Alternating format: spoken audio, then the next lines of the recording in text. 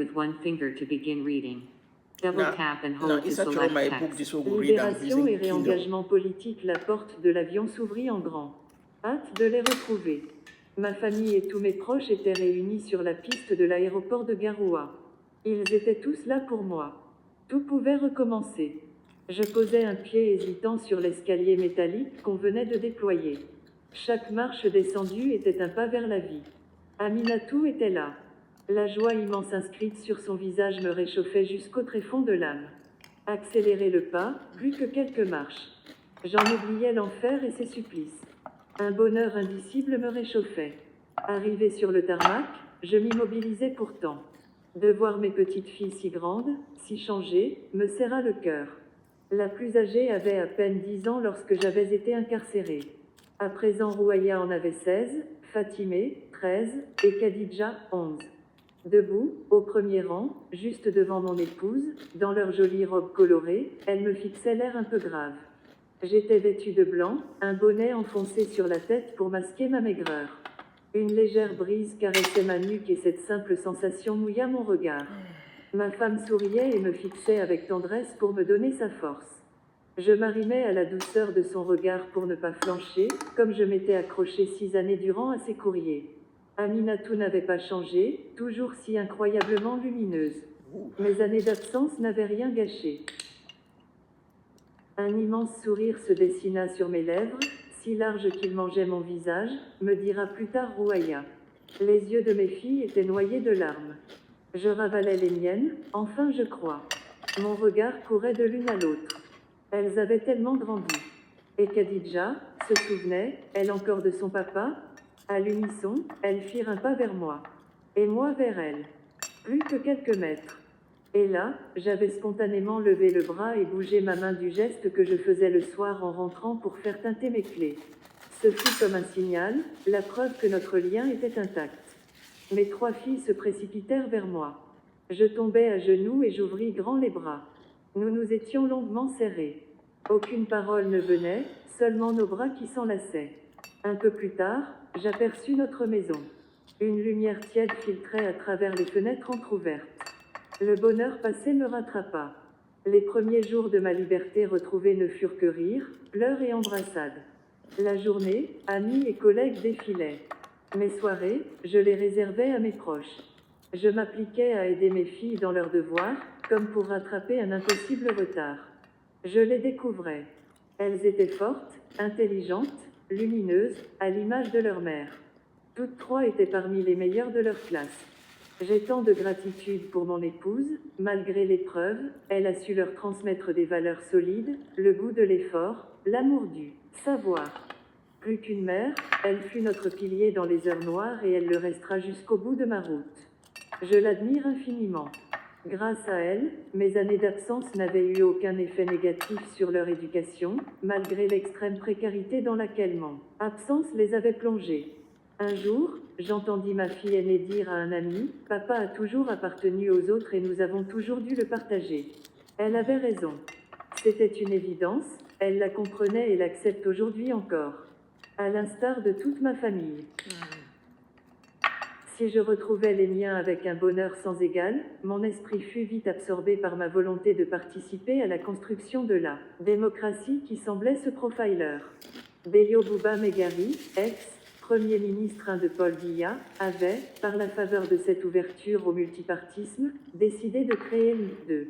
De son exil au Nigeria, l'homme était entré en contact avec Germaine Aïdjo III pour lui dire sa volonté de créer un parti politique. Le Septentrion ne pouvait rester sans parti. L'épouse d'Amadou Aïdjo adhérait aux idées de Bélier, mais elle savait qu'il n'avait, dès lors qu'il vivait depuis longtemps hors du Cameroun, ni le charisme, ni les forces pour affronter cette aventure. Elle lui conseilla donc de confier cette mission à Samuel Ebois IV, réputé pour sa rigueur dans la gouvernance et la gestion, au moins jusqu'à ce que les conditions de son retour soient réunies. Ebois avait servi Aïdjo une décennie durant et il doutait de son acceptation par les fils du Septentrion. Madame Aïdjo le rassura et l'assura de son plein et entier soutien. Les uns après les autres, elle appela tous ceux qui par le passé avaient travaillé avec son mari, les incitant à soutenir Ebois. Son action fut notable et elle parvint à valoriser l'INP et à imposer ses voix à sa tête. J'avais pris la mesure de la dynamique de ce parti porteur d'un réel espoir pour la nation. Nombre d'amis, partisans de l'INP me poussaient à les rejoindre. Mais si j'adhérais à ses idées, la perspective de collaborer avec Bello ne m'enchantait guère. Durant mes années de prison, pas une fois, il ne s'était inquiété de mon sort, ni de celui de mes compagnons de cellule. Pas une fois, il n'avait contacté Amnesty International ou un quelconque organisme humanitaire.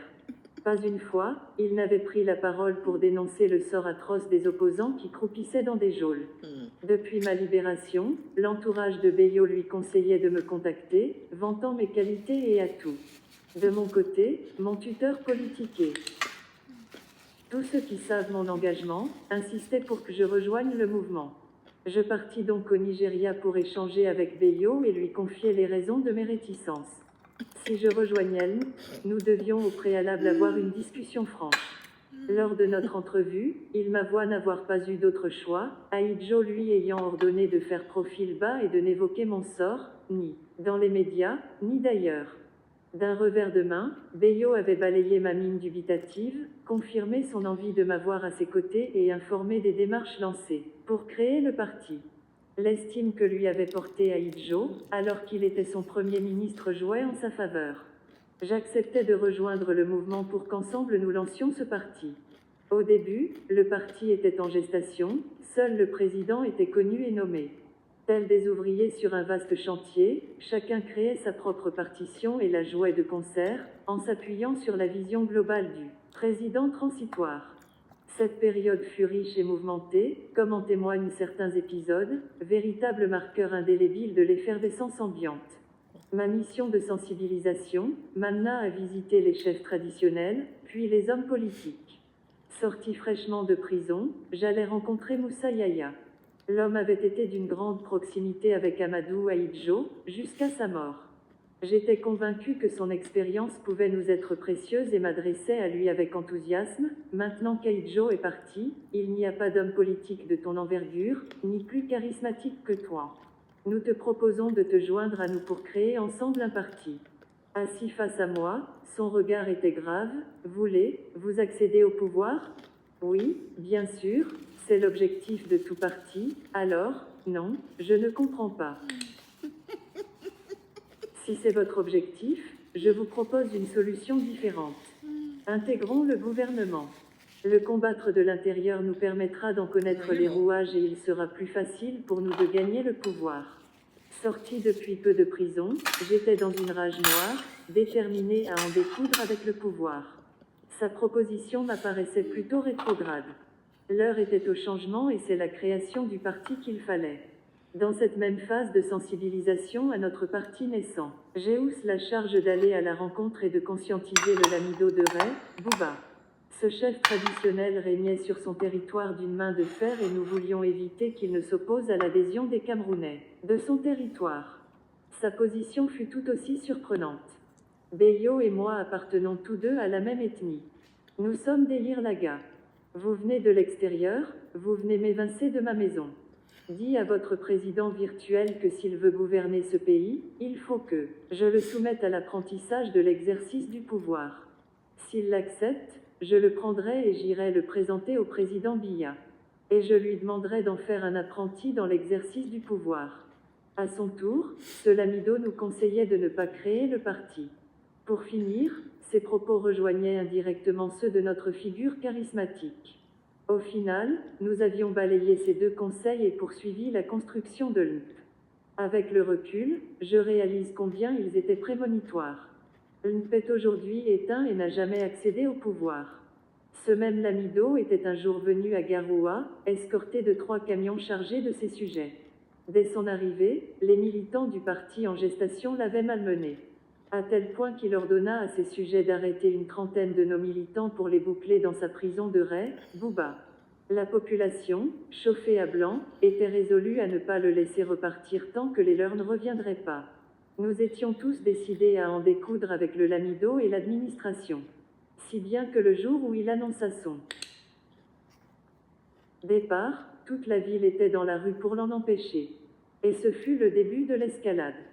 Paul Biya ordonna l'envoi de 2 camions chargés de militaires pour ramener le lamido chez lui. Nous étions au bord d'un carnage, un bain de sang qui serait un bon prétexte pour supprimer le parti en gestation. Je devais trouver un subterfuge, calmer le jeu, rencontrer le lamido pour lui proposer une sortie pacifique. Et je la trouvais. Écoute, nous allons tout droit au bain de sang.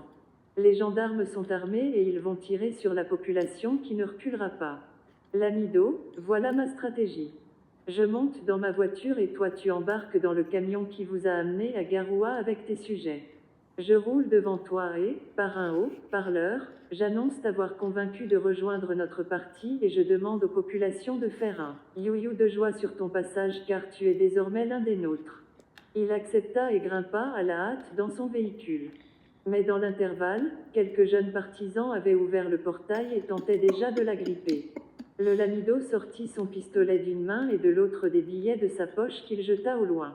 Instantanément, les jeunes se ruèrent sur l'argent. Nous avions démarré en trombe. Jusqu'à la sortie de la ville, je m'étais égosillé dans le haut-parleur. Par la grâce de Dieu, je parvins à le sortir de la ville sans incident. Cet épisode restera un des moments forts de la création du parti. Le Lamida de Ray, Bouba était un véritable État dans l'État. Paul Biya ne pouvant pas aller aux élections législatives et municipales sans parti politique d'opposition, la communauté internationale ne l'aurait pas apprécié. Nous avions posé comme condition à notre participation qu'il nous permette de faire campagne dans les communes de Choliré et Touboro. À cette fin, Paul Biya avait chargé son premier ministre d'entrer en contact avec ce lamido et les administrateurs locaux. Pour autant, et par précaution ne sachant rien de ce qui nous attendrait dans son royaume, nous avions réquisitionné 3 camions chargés de bonbonnes d'essence et de cocktails Molotov. Près de 200 jeunes militants nous accomment. Panier. Dès notre arrivée, conformément à la tradition, nous étions allés faire acte d'allégeance auprès du lamido. S'il refusa de nous recevoir, comme il est d'usage, il nous offrit de la nourriture à profusion. Puis il vint nous demander de partir et nous dit, « Mon royaume est hérité de mon arrière-grand-père, de mon grand-père et de mon père. Nom de Biya. Sa volonté ne passe pas ici. » Le message était clair, mais nous étions restés, déterminés à organiser notre meeting. Toutes les populations de Ray, Bouba, hommes, femmes, personnes les plus âgées, étaient sorties armées de flèches, de bâtons et d'armes blanches. Nous nous étions précipités vers la résidence des hôtes mise à notre disposition, puis nous avions fait comprendre au lamido que nous considérions ces prisonniers, qu'ils relevaient de la responsabilité du sous-préfet de mettre en œuvre la volonté de Paul Biya et qu'ils seraient tenus responsables s'il nous arrivait quelque chose. Il exigea à nouveau notre départ et nous fit porter à manger. Nous avions renvoyé la nourriture par peur d'un empoisonnement. Cette nuit, là, le vacarme dans la rue fut incessant, cris et injures fusaient non-stop. Réunis dans une même pièce, par sécurité, nous tentions de trouver le sommeil. Dès le lendemain, nous avions exposé la situation au sous-préfet et conclu en lui indiquant que l'interdiction du lamido serait portée à Yaoundé. Durant notre échange, l'imam du lamido fit son apparition pour nous dire que le lamido donnait son accord pour notre meeting. Nous l'avions donc rejoint dans son palais où, dès les civilités d'usage accomplies, il nous avait mis au pied du mur. Je vous ai dit qu'ici c'était mon royaume.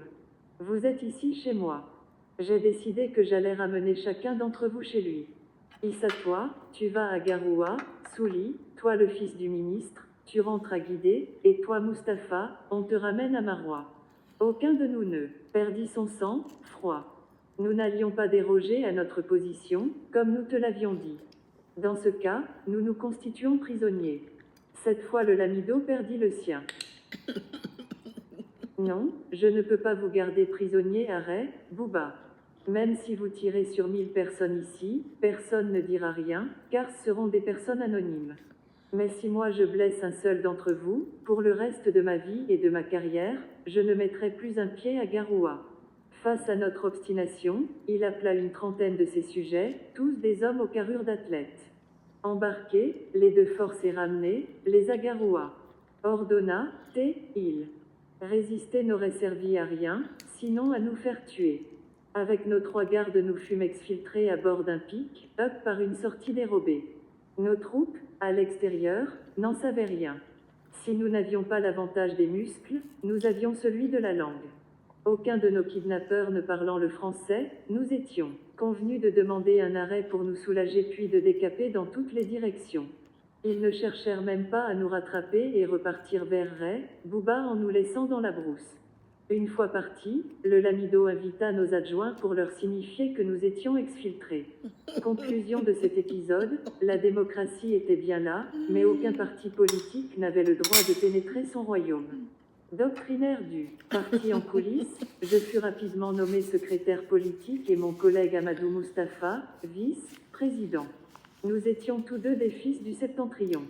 Les adhésions pleuvaient, dirigeants et anciens ministres nous rejoignaient en nombre. Notre président décida alors, par souci stratégique d'équilibre, de confier le poste de secrétaire politique à un fils du centre. J'acceptais de céder mon poste au docteur Mbarga, représentant du ministre Victor Aïssini Yodo, et pris la double fonction de secrétaire national à l'organisation et de secrétaire administratif. Nous avions construit l'UNP ensemble et, sur sa base, créé une coordination des partis politiques de l'opposition pour tous nous regrouper.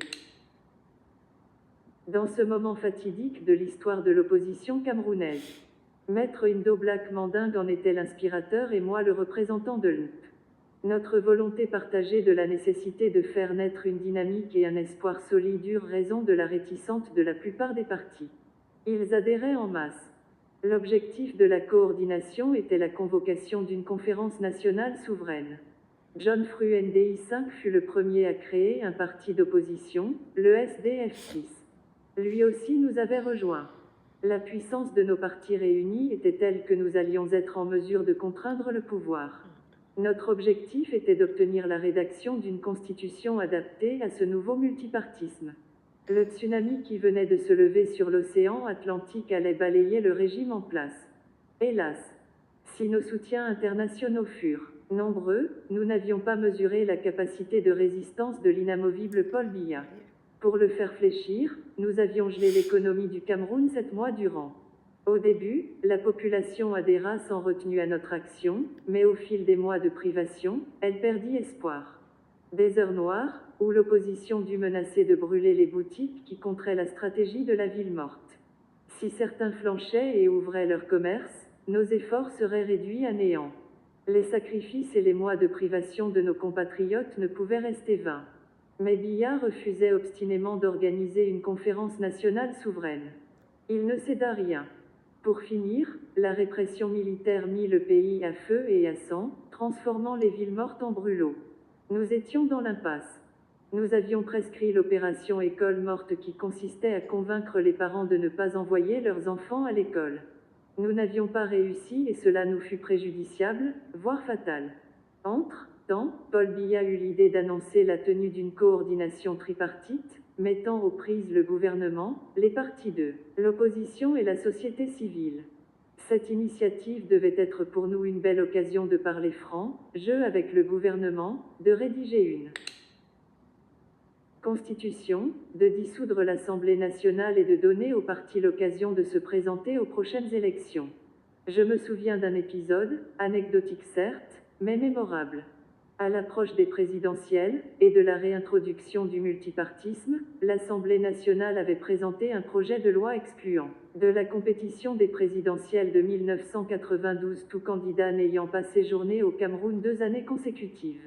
Une mesure qui allait empêcher à la fois Beyo, le candidat de l'UNP, et Ogbelen, celui de l'UP, de se présenter. Nos partisans menaçaient de descendre dans la rue si Beyo était exclu à cause de ce stratagème. À l'inverse, le président de l'UP, Frédéric Kodok, semblait heureux du blocage. Il y eut alors une incroyable négociation secrète, incluant les députés MDR7, sans qui le gouvernement n'avait pas la majorité, pour ramener le délai à 1 année, assurant la candidature de Beyo et disqualifiant le candidat de l'UP. En réaction au pouvoir, le professeur Ogbelen Ralialm fit campagne à nos côtés.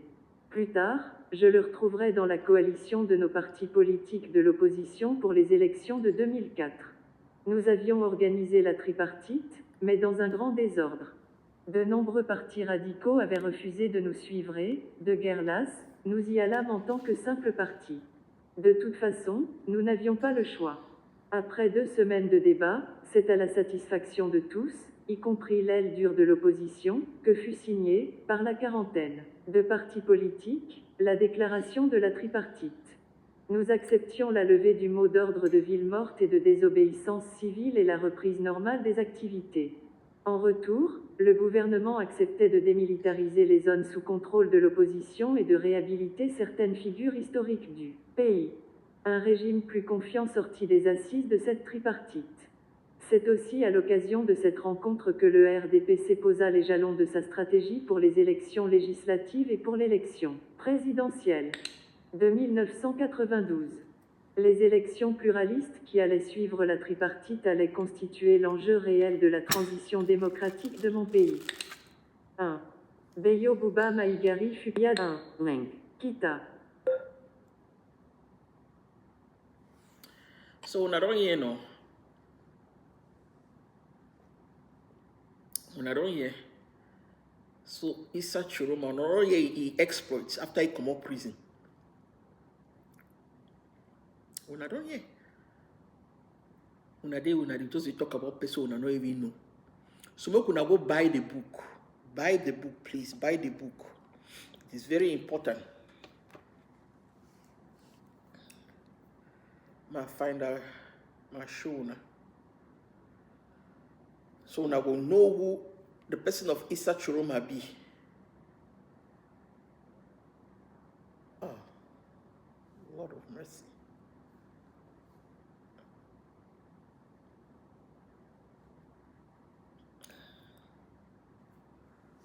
Issa Chiroma Bakari, un homme, une nation, un destin. So when I understand he had, so he's the best opposition leader when I get that, because he don't be for the team for very long. Probably long Naya and Bello, they fit be for the same level. But you know, Bello, he's get a CV. He's not somebody if you really trust him. But Issa Chiroma be very loyal, very disciplined, very family. Even picking up understand say na their papa, but he belong to other people. He get for share you with others. The same thing with my late dad. We get to share you with others. So, and I think so I come out comfortable with my papa. My boy don't share me with others. He share me with others. Even though they betray me, but I usually tell my boy, say, okay, now so he did, now so he did, now so he did. So he share me. Or he blessings them and share them with others. It's supposed to be for him.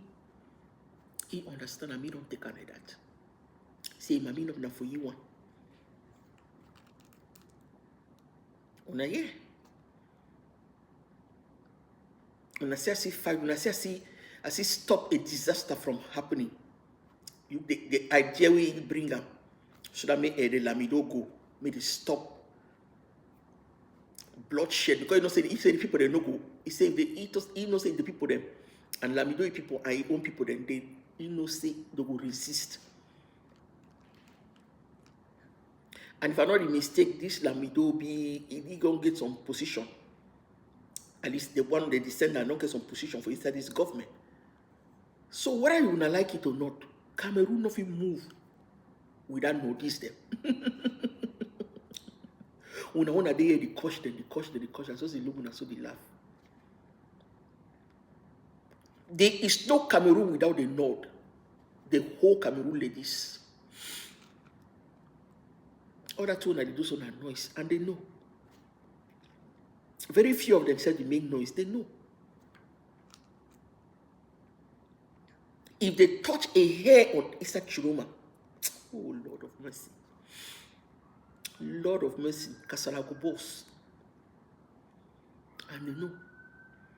Now why that as will be the year say he don't go, they don't propose Issa Chiroma, all kinds of things. Issa Chiroma say the people that entrust him, he not betray them.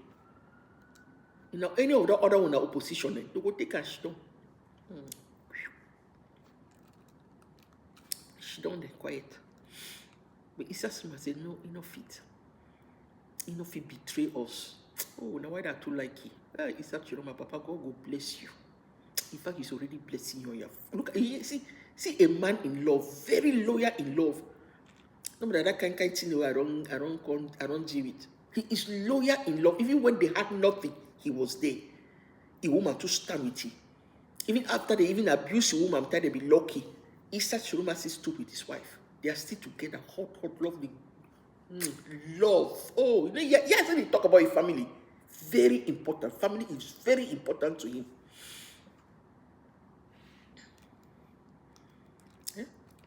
Yeah, talk about your wife. I wanna go read the book. Hey, man feel love like this. The kind of love so still exists is this. Sure. So if you get that kind of money, that's what they feel. They feel very scarce. Two women go through time in prison, only for go see the abuse. People are wicked. But I don't know what other people they see they are alive again. They see they are alive there. No say that way they do that woman. They follow them and they're picking them. You know, go see woman will be broken, they take advantage of you like that. No. Issa Chiroma still loved her. He don't leave her one bit. He stood with her. See how she can't train the picking them. The picking them can't get manners. Even though Papa no baby, if not so una don't abandon, una don't go to do a shower walk.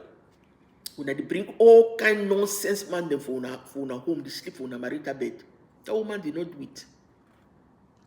He still respects a man even though the man be in prison. She waited more than 7 years. Okay? She keep her safe.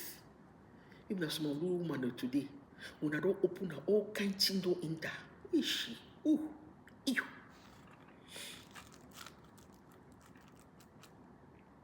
When I don't hear Issa, make I read the next chapter. If I get sweet in the lady, I will come share them again.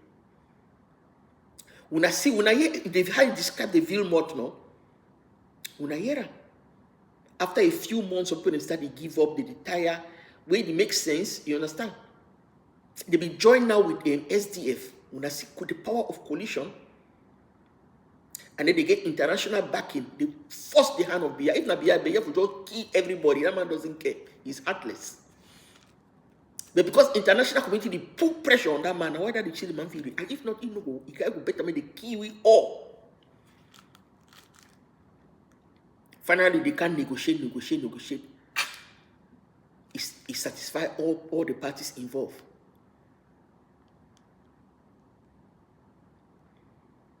Yeah?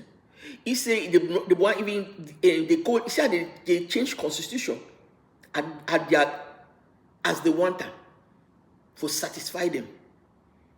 They can't change constitution so that for eliminate Buba Bello, UNDP, because Issa Chiroma might be part of the party. They negotiate so they Bello Bua enter. But I think the UPC president, they move them. How they be do for Kamto.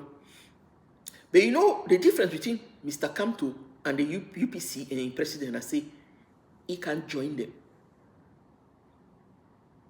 You understand? He put power, UPC and UNDP. They join plus SDF. Now the difference that when I see people where they get vision, people where they love Cameroon, people where they want to see change. Like we get a Kamto or nothing. No. The people of it say UPC or nothing. They deny too. They go join self. They go make their negotiation for back with the CPDM. It go work with the UMDP and SDF. They join force together.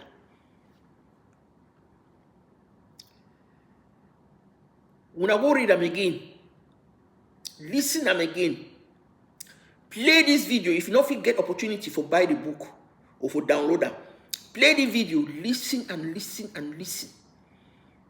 So when Issa Chiroma, they tell you, say, when you are ready, I'm ready. He knows what he's talking about. When I don't see only 3 days, I don't know how many days lockdown, Villemot, people they start shouting, ouvrez les bordels, on a obège, ouvrez les bars. They don't even talk to speak open market. They don't even see the one hungry. They only talk how to tuma front and back, how to drink beer. The way they drink and so.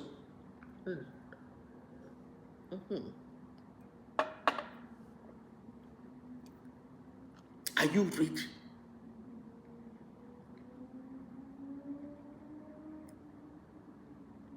They go send out their talks in uniform. Are you ready?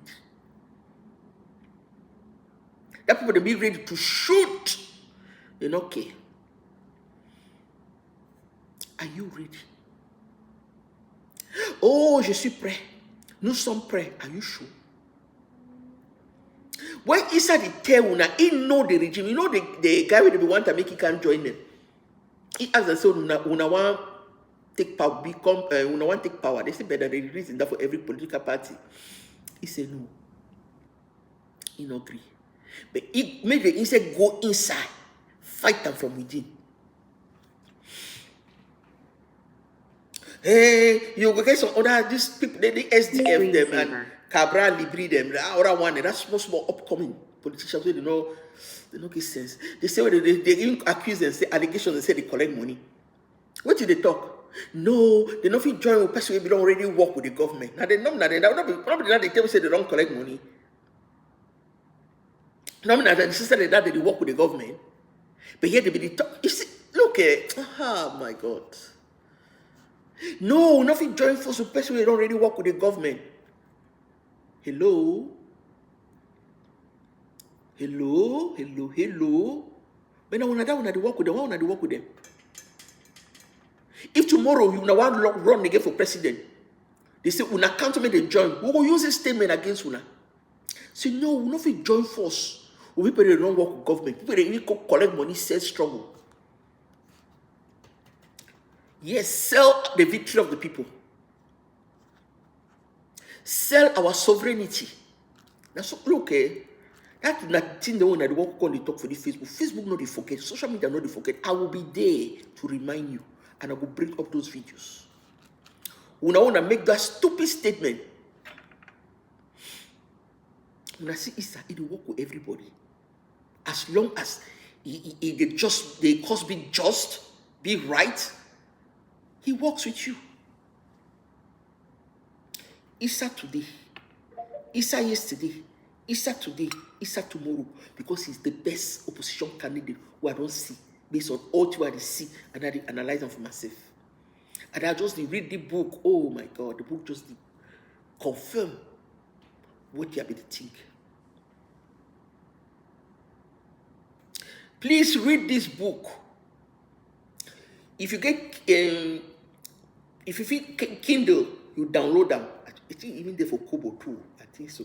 Kobo. In fact, digital copy.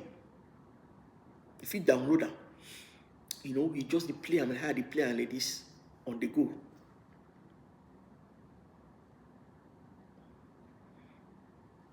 I say Issa yesterday, Issa today, Issa tomorrow. He's the best candidate. Oh, I will read again more tonight. And if it's sweet,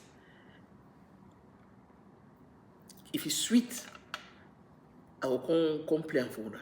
Okay, thank you for watching. One love. May God bless you. May God bless Issa Chiroma and his family. May God bless you and my family as well. And we will continue to pray for wisdom in the name of Jesus. Amen. Bye.